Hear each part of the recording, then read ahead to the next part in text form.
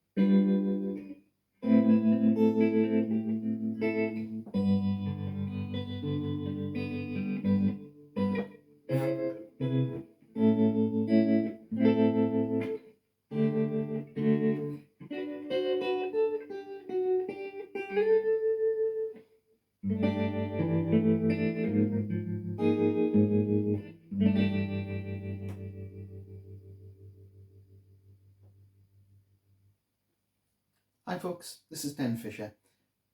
That was a little bit of solo guitar. This is something I've worked up over the years. This is something I saw a guy do at a buskers night in Westmoor, hosted by the lovely Paul Wilson years ago, and it just blew my mind.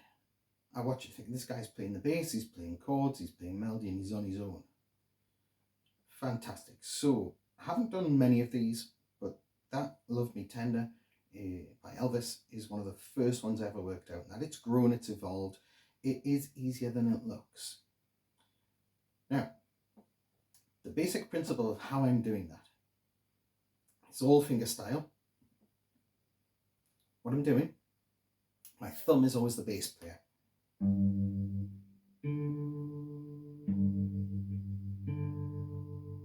Always. 99.9% of the time, my ring finger is the lead player.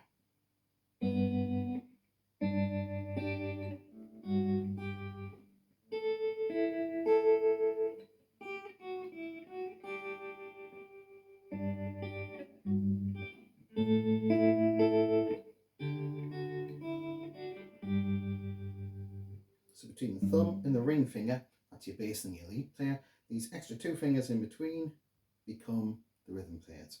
And sometimes, I must admit, the lead player sneaks off and plays a bit of rhythm as well.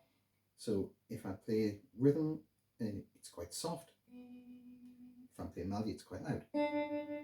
So for example, that first one is just G chord, 3 2 0 0 3 2. Put some tremolo on the sound effect to make it sound a bit more cool. And all I'm doing, the bass player comes in, the lead player plays the bass string, then the E, and I do this. This is a bit of a weird one. This is the thumb being the bass, third and second fret, it becomes a G major 7. It also helps the melody.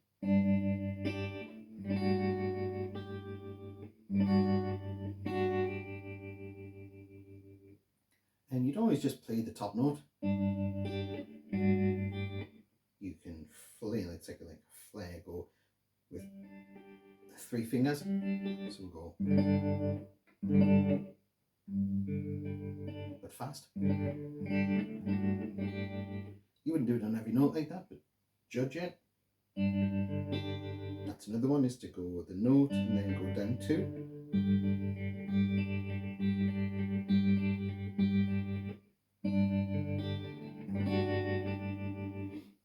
Normal bar chord. That's just the E and the bass strings again. D chord, but with the little finger on. It's just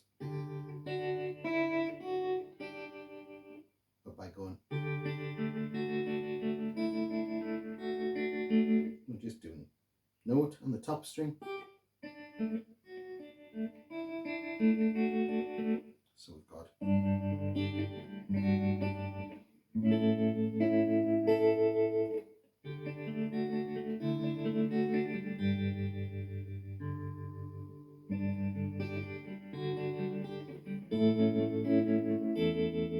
this is one that I actually picked up from my wife, who's a very good guitar player too. If you're in that A, you can take the bottom finger off and you've got the E noted.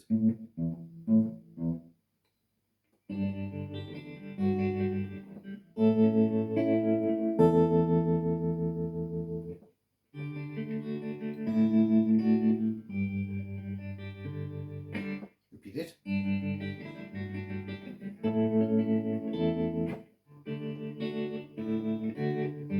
Another really cool thing to do, instead of doing the trailing fingers or the flail, is to grip it. So you're grabbing all the strings at once, D, G, B and E. So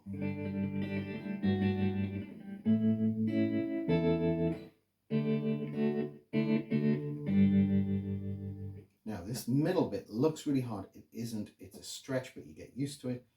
First finger at the G string, stretch that little finger. You're going 1, 2, 3, 4 frets, but you're not playing anything in between, because this finger is muting the A string. Everything else is in the chord. So I'm going.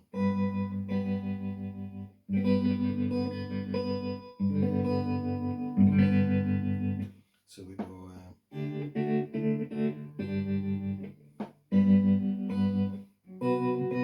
That's a B, and it's still the same 7th fret. E minor, still the 7th fret for the melody. That is one of my sort of shapes. I don't see a lot of people use it, but I use it sporadically for a 7th. That is a G, and then just the D7 shape moved up. So that one's going 5, 7, 6, 7. And the trick there is that the love me tender, love me true is all on the same note. Then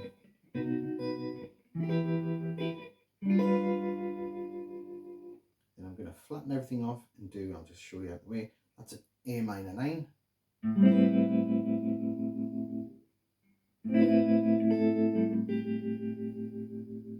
Eighth fret. Back to that big grab.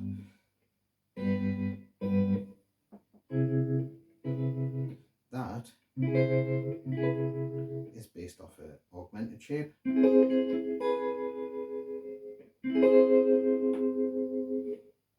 C in the bass. I can't play all of those and the C in the bass, so take that out, roll over.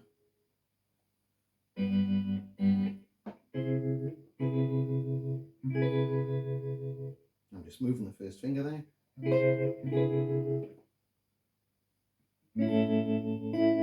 Put a minor in. And then this is all at the 7th fret. Up to the 5th, and back to the 3rd.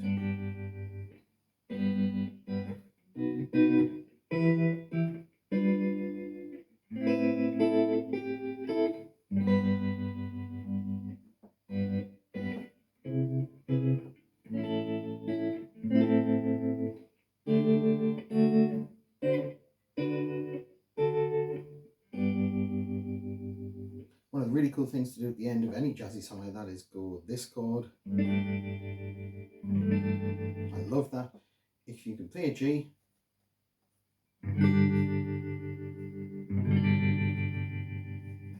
take that finger off and flatten the B and the G strings. So we've gone from off, flatten, still playing the other ones, and mute the A string with the back of that finger. It's called a 6/9 chord or a 13th, depending how you want to look at it. And at the end of a jazz song like that, move it up 1 fret and go back down again.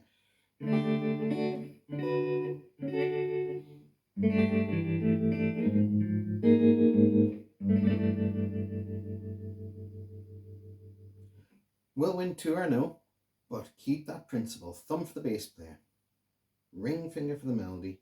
Occasionally do those three for rhythm playing. Don't really use the little finger. You could do that with open chords.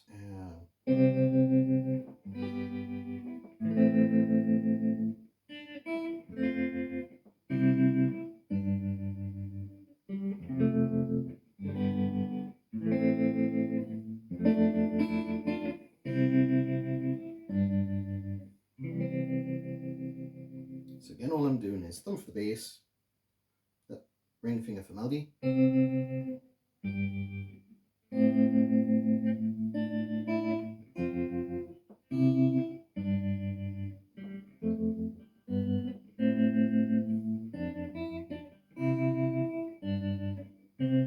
then just alternate what you might want to do with the other fingers, whether it's a bit of flailing, whether it's a bit of grabbing, whether it's a bit of trailing. I don't know why this is all Elvis, by the way, but it works. That's a fun one. I should show you what I'm doing on the F. I've got the F. I'm playing the A string, so I'm not fretting it. I've got the little finger doing the melody under here, and I need the E string, so I'm just pulling it off.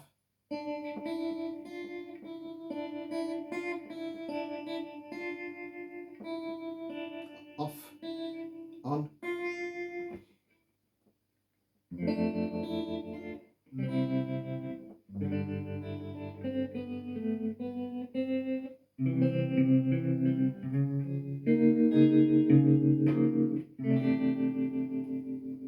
That's a really cool thing about that jazz chord. It's the same two shapes. It's two of the same back one and two of the same fret. In this case, 3 3 2 2. If you put the finger on the G note on the E string, that becomes a G. You can actually move it up to the C, and you don't need to move the rest of it. It's still a jazz chord.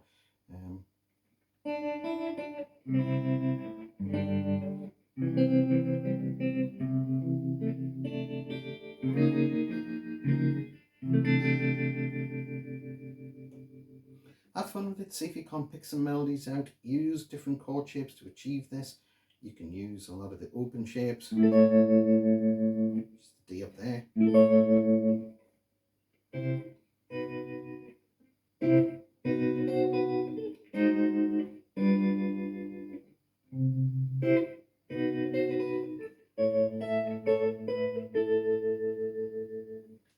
Loads of fun once you get in it. It's a bit of a rabbit hole. Once you get in, you get fascinated.